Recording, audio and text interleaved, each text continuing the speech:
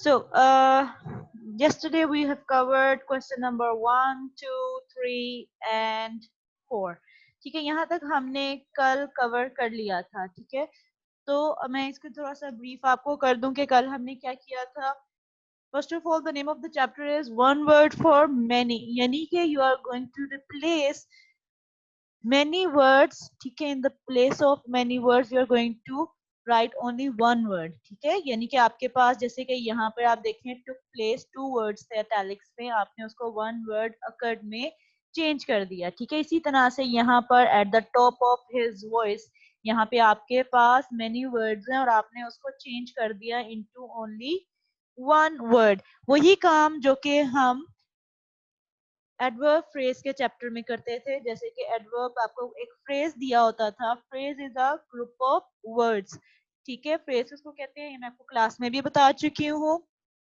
That phrase is a group of words. तो हमने वहां पे क्या करना होता था, फ्रेज की जगह पर एडवर्ब फ्रेज की जगह पे मींस ग्रुप ऑफ वर्ड्स जो कि आपके एक्शन के बारे में आपको इंफॉर्मेशन प्रोवाइड करें, उनकी जगह पे आपने वन वर्ड एडवर्ब लगाना होता था. ठीक है, इसी तरह से यहाँ पर भी हमने क्या करना है, मेनी वर्ड्स की जगह पर कोई एक सूटेबल वर्ड जो उसका सिनोनिम हो, ठीक है, उसको पुट करना है. ठीक है, आपने ये चीज याद रखनी है कि यहाँ पर जरूरी नहीं है कि you are going to write only adverb और एडजेक्टिव. यहाँ पे कुछ भी हो सकता है. ठीक है, वो एडवर्ब हो सकता है, वो एडजेक्टिव हो सकता है, वो कोई और वर्ड हो सकता है, नाउन हो सकता है. ठीक है, कोई वर्ब हो सकता है. तो आपने इस तरह से मेनी वर्ड्स को रिप्लेस कर देना है इनटू ओनली वन वर्ड. ठीक है, जो कि आपके चैप्टर का नाम भी है वन वर्ड फॉर मेनी.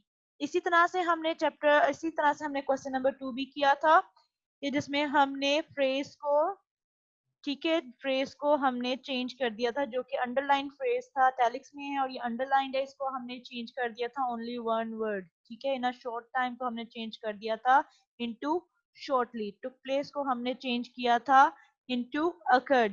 और विदाउट एनी डिफिकल्टी को जब हमने चेंज किया तो हमने उसकी जगह पे क्या राइट किया था, इजीली. ओके, तो यहाँ पर आपने क्या करना है, बेसिकली आपने रिप्लेसमेंट करनी है मेनी वर्ड्स की into only one word. at a at a good speed, it means speedily. और यहाँ पर भी स्टूडेंट्स, जैसे कि आपके पास एक सेंटेंस गिवन है, आपने उसका बताना है कि उसको अगर आपने वन वर्ड में डिस्क्राइब करना हो तो वो क्या होगा वन वर्ड. ठीक है, जैसे कि a man whose wife is dead, वो पर्सन क्या कहलाता है, विडोवर. नेक्स्ट देखें, जैसे कि यहाँ पर हम देखें a man who lakhs knowledge and culture, ऐसा पर्सन जिसे कल्चर की का नहीं पता, जिसके पास इल्म नहीं है, तो वो क्या कहलाता है, इलिटरेट. इलिटरेट. ओके, इसी तरह से a young girl who is not married, तो हम उसको वन वर्ड में अगर हमने एक्सप्लेन करना हो तो वो क्या होगा, मेड. ठीक है, इसमें आप अनमैरिड गर्ल नहीं लिख सकते, वो टू वर्ड्स बन जाते हैं. तो आपने बेसिकली वन वर्ड लिखना है उसकी जगह पर. तो हम वन वर्ड जो इसके साथ सुटेबल है वो क्या है, मेड. इसी तरह से a man who eats only vegetables, vegetarian. Two people who are absolutely alike, twin. और यहाँ पर भी हमने इसी तरह से चेंजेस की थी. यहाँ पे आपके पास जो क्वेश्चन था, इसमें आपने रिप्लेस करना था फ्रेजेस को, ठीक है, इनटू ओनली वन वर्ड, जो कि हम पहले भी कर चुके हैं. इसी तरह से नॉट इन फैशन को जब हमने चेंज किया तो उसकी जगह हमने क्या लिख दिया, आउटडेटेड, जिसका मीनिंग बिल्कुल सेम है और हम उसकी जगह पे ओनली वन वर्ड यूज कर रहे हैं. ठीक है, man of courage mean courageous, of great value means valuable. यहाँ पे you can change the order. ठीक है, आप इसमें प्लेसमेंट चेंज कर सकते हैं वर्ड की, ऑर्डर नहीं. आप इसमें वर्ड्स की प्लेसमेंट को चेंज कर सकते हैं, जहां पे वो ज्यादा सुटेबल है तो वहां पे आप इसे पुट करेंगे. ठीक है, she brought valuable gold earrings. ठीक है, अगर आप यहाँ पे वैल्यूएबल को इसी जगह पे रखते हैं तो ये सुटेबल नहीं लगता. ठीक है, she bought gold earrings valuable. तो यहाँ पे वैल्यूएबल की जो एक्यूरेट प्लेसमेंट है वो बॉट के बाद है. इसी तरह से स्टूडेंट्स अब आगे देखें, which word which go together. कुछ ऐसे वर्ड्स होते हैं जिनको हम एक साथ ही बोलते हैं. ठीक है, तो आपने फर्स्ट वर्ड से स्टार्ट हो जाना है. ठीक है, फर्स्ट वर्ड देखें, दिस इज फार. अब फार के साथ, फार का मतलब क्या होता है, दूर. इसके साथ कौन सा ऐसा वर्ड है जो कि हम मिला के इसके साथ यूज कर सकते हैं जो कि इसका ऑपोजिट हो. ठीक है, तो फार का मतलब अगर दूर होता है तो यहाँ पे हम देखते हैं neat, long, down, to, low, cold, hot, here, round, near, in, up, high, there, round, out, fro, tidy, short. यहाँ पे हमारे पास दूसरा वर्ड क्या है? नियर। फार से हम शुरू होते हैं, ठीक है, क्योंकि ये फर्स्ट वर्ड है, तो हम ताकि बीच में से आपका कोई मिस ना हो जाए इसलिए हम फर्स्ट वर्ड से स्टार्ट होंगे। तो फर्स्ट वर्ड हमने ले लिया और इसके साथ क्या आ गया? फार के साथ इसका ऑपोजिट नियर आ गया। और उसके बाद नेक्स्ट देखिए नीट आ रहा है, ठीक है। अब नीट के साथ अब इसके साथ कौन सा वर्ड है जो कि सूटेबल है? दैट इज टाइडी, जो कि इसका सिनोनिम आ सकता है इसके साथ। उसके बाद देखिए नेक्स्ट वर्ड क्या है? लॉन्ग, ठीक है। अब लॉन्ग के साथ हम कौन सा ऐसा वर्ड है जो कि उसके साथ सूटेबल होगा?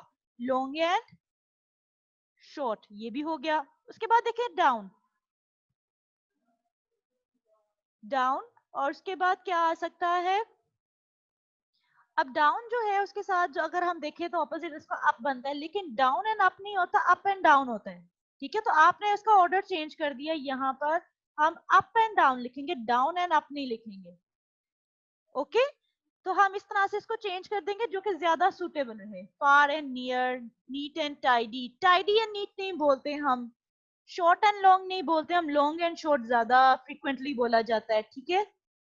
इसी तरह से देखिए नेक्स्ट वर्ड इज टू और नेक्स्ट इज फ्रो। अब टू एंड फ्रो का क्या मतलब है? दिस इज क्वाइट आप कह सकते हैं अनफेमिलियर वर्ड, तो इसको मैं आपको बता देती हूँ। टू मीन्स टूवर्ड्स, किसी की तरफ जाना, एंड फ्रो मीन्स फॉरवर्ड। यानी कि टू एंड फ्रो का मतलब होता है आगे पीछे, ठीक है, फॉरवर्ड एंड बैकवर्ड। तो फॉर फ्रो का मतलब क्या होगा? फॉरवर्ड, और टू का मतलब क्या होगा? बैकवर्ड, आगे पीछे, ओके। जैसे कि हम उर्दू में भी यूज करते हैं आगे पीछे, तो यहाँ पे टू एंड फ्रो का मतलब क्या होगा? आगे पीछे। तो इसी तरह से नेक्स्ट वर्ड हम देखेंगे, हमारे पास अगर लो है, ताकि आपका कोई वर्ड मिस ना हो जाए, तो लो के साथ कौन सा वर्ड जो सूटेबल है? लो, हाई। तो अब जब हम इसको लिखेंगे साथ में, तो फर्स्ट वर्ड कौन सा आएगा? लो एंड हाई नहीं होता, हाई एंड लो होता है मोस्टली, ठीक है। हम ज्यादातर ऊपर से नीचे जाते हैं, तो हाई एंड लो आ जाएगा। फिर आप देखें कोल्ड, कोल्ड, और इसके साथ नेक्स्ट वर्ड जो इसके साथ सुटेबल लग रहा है वो है हॉट, हॉट एंड कोल्ड, ठीक है। तो इसलिए आप जब देखेंगे कि हॉट एंड कोल्ड होता है, कोल्ड एंड हॉट नहीं होता है, तो आपने ये चीज याद रखनी है कि व्हाट कम्स फर्स्ट, ठीक हो गया। इसमें आपने इस चीज का ख्याल रखना है कि व्हाट कम्स फर्स्ट, आपने उसको पहले लिखना है, ठीक है। अगर कोल्ड आ रहा है नेक्स्ट वर्ड और उसके साथ हॉट आ रहा है, तो आपने पहले देखना है कि इनको जब हम बोलेंगे साथ साथ तो पहले कौन सा आता है? हॉट एंड कोल्ड ज्यादा बेटर लग रहा है या कोल्ड एंड हॉट ज्यादा बेटर लग रहा है? So hot and cold is more suitable than cold and hot. Next देखिए हेयर, हेयर एंड उसके साथ जो नेक्स्ट वर्ड यहाँ पे आ रहा है सुटेबल वो है देयर, हेयर एंड देयर। इसी तरह से नेक्स्ट देखिए राउंड के साथ जो नेक्स्ट वर्ड इसके साथ सुटेबल है वो है राउंड एंड राउंड। इसके साथ देखिए नेक्स्ट वर्ड आपके पास है इन, इन एंड आउट। आपने जब सॉल्व करना है, ठीक है, जब आपने इसे खुद से कर रहे होंगे आप, तो आपने इसको विद वन लाइन कट करते जाना है। जो जो आप यूज करते जा रहे हैं उनको आपने साथ साथ कट करते जाना है, ताकि आप उसको दोबारा यूज ना करें। आपको पता चल जाए कि ये मैं पहले यूज कर चुका हूँ और इसको मैंने दोबारा यूज नहीं करना, ठीक हो गया। तो ये चीजें वो हैं जिनको आपने जब करना है तो आपने ये देखना है कि व्हाट कम्स फर्स्ट, आपने ये देखना है कि पहले कौन सी चीज आनी चाहिए और उसके साथ सुटेबल कौन सी है। तो यहाँ पे भी देखिए हेयर एंड देयर लिखा है, देयर एंड हेयर नहीं होता, हेयर एंड देयर होता है। तो मोस्टली जो चीज हम सुनते हैं वही हम लिखते हैं, ओके, जो कि आप वाइडली स्प्रेड लोगों को पता होती है, जो आप फ्रीक्वेंटली यूज करते हैं, जो आप फ्रीक्वेंटली सुनते हैं। तो इस तरह से आपने इसको ऑर्डर को आगे पीछे आपने कर देना है और इसको सूटेबल बनाना है, ताकि ये जब बोला जाए तो ये सूटेबल लगे। Circle two words in each sentence that are similar in meaning, ठीक हो गया। अब आपने यहाँ पर स्टूडेंट्स ऐसे वर्ड्स देखने हैं जो कि जिनका मीनिंग जो है वो सिमिलर हो।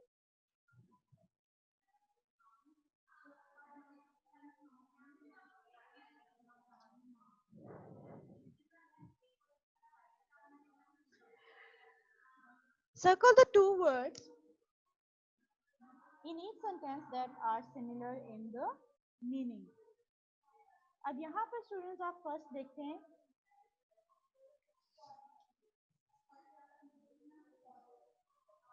The family with noisy children is very loud. ठीक है, यहाँ पर आपने एक आपके पास सेंटेंसेस गिवन, आपने ये बताना है कि जो सेंटेंस है उसमें ऐसे कौन से दो वर्ड्स हैं जिनकी सिमिलर मीनिंग हो सकते हैं, जिनको सिमिलर आप कंसीडर कर सकते हैं. ठीक है, the family with noisy children, ऐसे चिल्ड्रन जो बहुत ज्यादा शोर मचाते हैं, इज वेरी लाउड. ठीक है, तो noisy and loud have the same meaning. इसी तरह से नेक्स्ट देखिए, suddenly the gang of boys step out of the crowd. अब गैंग भी ज्यादा लोगों को कहा जाता है, कलेक्टिवली जब हम लोगों की बात करते हैं तो हम द वर्ड क्या यूज करते हैं उसके लिए, गैंग यूज करते हैं. ठीक है, सडनली अचानक द गैंग ऑफ बॉयज, ठीक है, इनके बहुत सारे लोग जो gang of boys step out of the crowd. Crowd किसको कहते हैं, हजूम को. हजूम में भी ज्यादा लोग होते हैं और गैंग में भी एक से ज्यादा लोग होते हैं, तो हम इन दोनों को सिमिलर कंसीडर कर सकते हैं. ओके, नेक्स्ट देखिए, if this was a normal day I would follow my regular schedule. तो आपने यहाँ पे जो मैंने बेटा पहले से हाईलाइट किया हुआ है was, ये इसलिए मैंने हाईलाइट किया हुआ है क्योंकि यहाँ पे आपकी बुक में मिस्टेक है, यहाँ पर वर्ड लिखा हुआ है. ठीक है, तो आपने उसकी जगह पे उसके कट करके सिंगल लाइन के साथ उसकी जगह पर क्या लिखना है, was लिखना है. If this was a normal day I would follow my regular routine. अब यहाँ पर नॉर्मल और regular have the same meaning. Normal भी वही चीज होती है जो कि आपके लिए जिसमें कुछ न्यू नहीं होता. ठीक है, नॉर्मल इज समथिंग जो कि आपके लिए न्यू नहीं है, जो कि होता रहता है रेगुलरली हो. ठीक है, तो ये दोनों वर्ड्स के मीनिंग जो है आपस में सेम आ जाते हैं. I dislike math because my mother hated it. तो dislike और hated have the same meaning. ठीक है, somewhat to some extent आप कह सकते हैं कि ये दोनों words जो हैं आपस में एक दूसरे के सिमिलर हैं. ठीक है, आप जिससे हेट करते हैं आप उसे डिसलाइक भी करते हैं, तो ये दोनों वर्ड्स जो से हैं दे गो टुगेदर. सो डिसलाइक, हेटेड, इसको आप इसको ये दोनों जो होंगे एक दूसरे के सिनोनिम कंसीडर किए जाएंगे. नेक्स्ट देखिए, I will eat my dinner and then I will devour my dessert. तो यहाँ पे स्टूडेंट्स, ईट का मतलब ही खाना होता है, डिवोर का मतलब भी होता है कंज्यूम करना, निगलना, अंदर लेके जाना, तो हैव द सेम मीनिंग. ठीक है, I will eat my dinner and then उसके बाद मैं क्या करूंगा कि then I will devour my dessert. Dessert क्या होता है, dessert is something that is sweet, जो कि मीठी होती है टेस्ट में, तो इसको हम डिजर्ट कह सकते हैं. He sipped the soda, decided he liked it and started to gulp. ठीक है, यहाँ पे सिप्ड का मतलब ही ऐसा है कि सिप लेना, जैसे हम सिप लेते हैं तो, और गल्प का मतलब भी होता है अंदर लेके जाना, और सिप से भी हम कोई चीज जो है अपने मुंह में अंदर लेके जाते हैं, तो these two words can go together.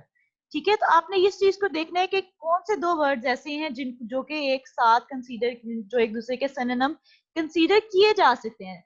Although इनमें डिफरेंस है, लेकिन टू सम एक्सटेंट मींस किसी हद तक ये दोनों वर्ड्स जो से है ना, दे गो टुगेदर.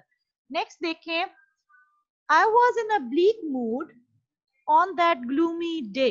ठीक है, I was in a bleak mood. Bleak means, bleak का भी मतलब जो है वो होता है अनप्लेजेंट. ठीक है, ऐसा मूड जो कि नाखुशगवार है, सैड है. ठीक है, और ग्लूमी का मतलब भी सैड ही होता है, तो it means these two words can go together. Next देखिए, can you tell me the way to the path in the park.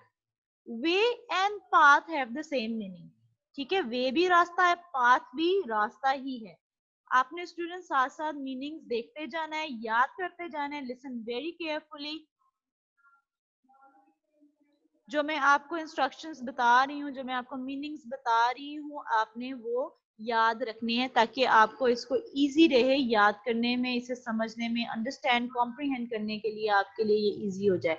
Next देखिए, my father sauntered when he talks when he takes his walk. sauntered का मतलब क्या होता है, leisurely way. My father sauntered when he takes his walk. यानी कि my father वो क्या करते हैं, सॉन्टर्स करते हैं, मतलब कि लेजरली वो चलते हैं, बहुत खुशी से वो जाते हैं. When he takes his walk, जब वो चल रहे होते हैं. तो दोनों का मतलब जो है टू सम एक्सटेंट मिल रहा है कि दोनों का मतलब ही चलना ही है. ठीक है, वॉक करना ही है. My sister is kind to the animals, but he is because he is caring. Kind and caring can go together क्योंकि दोनों के ही बहुत pleasant positive meaning है. ठीक है, वर्ड्स के नेगेटिव और पॉजिटिव मीनिंग्स होते हैं. यहाँ पर काइंड और केयरिंग ये दो वर्ड्स जो हैं, ऑल दो ये एक दूसरे के सिनोनिम्स तो नहीं है, लेकिन they both can go together. ठीक हो गया. जैसे कि सॉन्टर्स और walk can go together. Saunters is something like leisurely walk करना, और वॉक इज समथिंग, लेकिन इनमें डिफरेंस है, बट टू सम एक्सटेंट किसी हद तक यू कैन से दैट कि ये दोनों वर्ड्स जो हैं वो एक जैसे हैं. नेक्स्ट देखिए,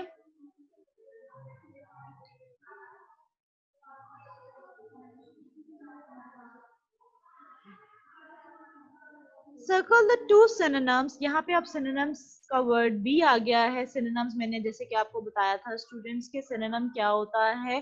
सिनोनिम कहते हैं किसी भी वर्ड के मीनिंग को जो कि उससे सिमिलर हो. ठीक है, सिनोनिम किससे निकला है? सिमिलर से. तो आपने सिनोनिम को सिमिलर से याद रखना है कि आपने यहाँ पे सिमिलर मीनिंग्स देखनी है. ठीक है, नेक्स्ट देखें. Narrow, super, fine, thing. ठीक है, super something like super, fine, thin, narrow. अब नैरो का भी मतलब होता है तंग रास्ता. ठीक है, और थिन का मतलब भी होता है बहुत पतला. ठीक है, so these two things can go together. आप कह सकते हैं कि नैरो और थिन जो है वो आपस में सिनोनिम्स है. इसी तरह से enormous, massive, centred and obsolete. Enormous का भी मतलब होता है वेरी बिग इन साइज, और मैसिव का भी मतलब यही होता है very big in size. Centred का मतलब होता है दरमियान, और ऑब्सोलीट का मतलब होता है नो लॉन्गर इन यूज.